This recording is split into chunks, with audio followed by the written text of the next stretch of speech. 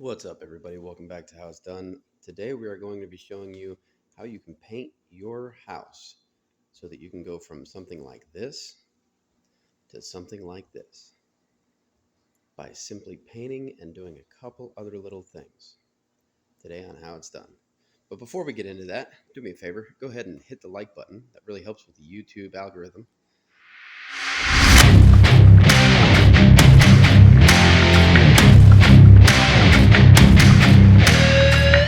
So first thing you want to do is pick out what color paint you want. Now I've gone through and put two different options here. You might not even be able to tell it on video, but this one's basically just white, and this is white with just a hint of blue. So we're going to be painting the wall this color. I put it in a couple different spots, right next to the trim, because I wanted to see what it would look like with the trim. And then I also put it next to the cabinets to make sure that it looked good next to the cabinets. So we're going to be go ahead and do that, get that all painted. What we're going to do is we're going to take the trim pieces off of the blinds and probably just completely remove the blinds. Not super hard. Most of these are just clips that are on there. Let's see here. Yeah, so we'll just press into the clip and it'll release. Same thing over here. See if I can do this with one hand.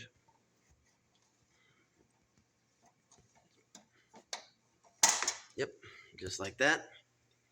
And that comes off. And then all you have to do to take the blinds down, I'm going to recommend you pull the blinds all the way up, like so. It'll be a lot easier to control, and you'll just press this in, and this slides out. Same thing on the other side. Press it in. Well, easier with two hands. Let's see if we can do this. Perhaps not. All right, so there you go. Then once you've got that done, all you're going to do is just slide this whole thing out, and you're good. Easy, right? So then what we're going to do is we're going to go through and remove all the plates and anything else that might be hanging on the wall just to prep, and then we'll take it from there. All right, so we've got all the artwork taken down. We've got the doorbell chimes uncovered. Got to take the cross down up there, but for the most part, everything's uncovered. So what we're going to do now is go through the switches and the plugs. We're just going to take a piece of blue tape, put it across there. And the idea is to just cover the part of the switch that's going to be visible. Because at the end of the day, painting this area, which some people will tape around the plates or tape over the plates so that the paint doesn't get behind them. What happens then sometimes is if the plate shifts or if a plate breaks and you go back with another plate, sometimes you may have just a sliver. So I like to just take the time, 2 screws on the switches, 1 screw on the outlets, and your plate's off, and you can just easily tape it and paint over it or around it. You don't really have to go over it with a roller. You can just go around the edge with the roller. Don't have to be super careful because there's tape on it. So really saves time in the long run. Here, what I'm going to do is just go around the edge because the cover is going to cover the doorbell, and this little alarm thing, it is what it is. So yeah, we're going to go ahead and get the rest of these outlets taped up. And I'm not going to worry too much about putting tape on the trim because the trim is going to get painted as well, a different color. If you are not painting the trim, you're going to want to take some blue tape and put it all the way around. But since we're painting these, not a big deal. I am going to put some tape along the cabinets though, countertop. Same thing over here.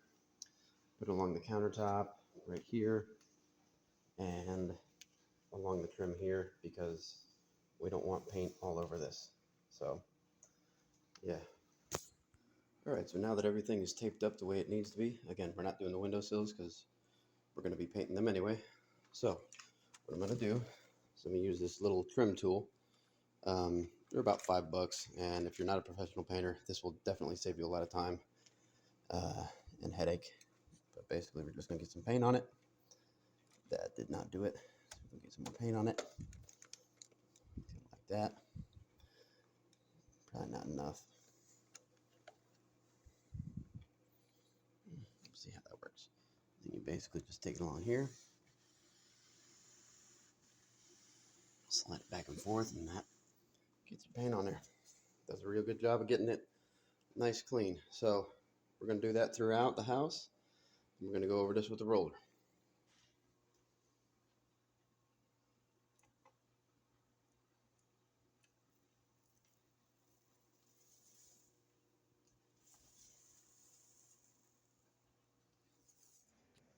All right, so our baseboard and trim is all oil based, so we're going to go back with an oil based enamel. We're going to have this tinted here at Home Depot. If you're wanting to go back with a water based, you're going to want to get a primer like this that does all surfaces, and you're going to want to sand the surface down lightly just to get that outer um, coating off, and then you can go back with whatever paint you choose, but make sure you get all the sand, the dust and everything off and get it nice and clean. But we're going to go back with this, get this tinted, and then start putting that on.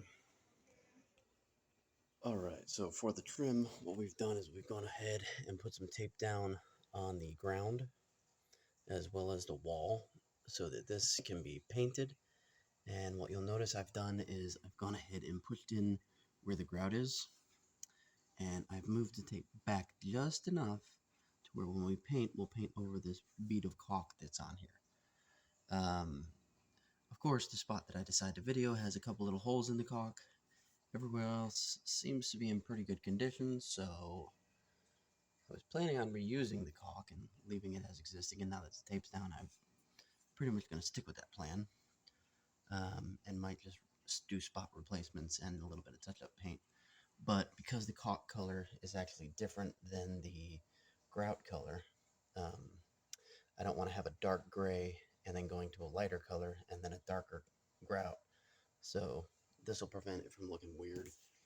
And the reason that you press down inside the grout line is so that you don't have any paint kind of seep its way through along the grout line as you're doing this. It is oil based. It will be extremely difficult to get back off. And then you just go over this with a paper towel or something to make sure that the area you're about to paint is nice and clean before you apply paint. We've also gone ahead and put tape around the windowsills, and I put it around the window trim here just because the window is not going to be painted, this trim here, so we're just going to leave that white color and have just the windowsill be this darker gray. And then obviously we'll paint the trim pieces up here and put those on. And when you get to the door, you're going to want to make sure that when you put the tape on, you're going over right at where the gasket is, and get it right up to it. And this will prevent you from having gaskets that have a whole bunch of overflow paint on them and looking just all sorts of weird. So go ahead and put some paint on. So if you're doing oil-based paint over oil-based paint, first you want to dab your brush, do a quick tap tap. Actually, while I'm on that topic, this is a method that I've used that works really well in preventing drips. A lot of people will try and brush it like this, but what that does is that just works the paint toward the tip of the brush.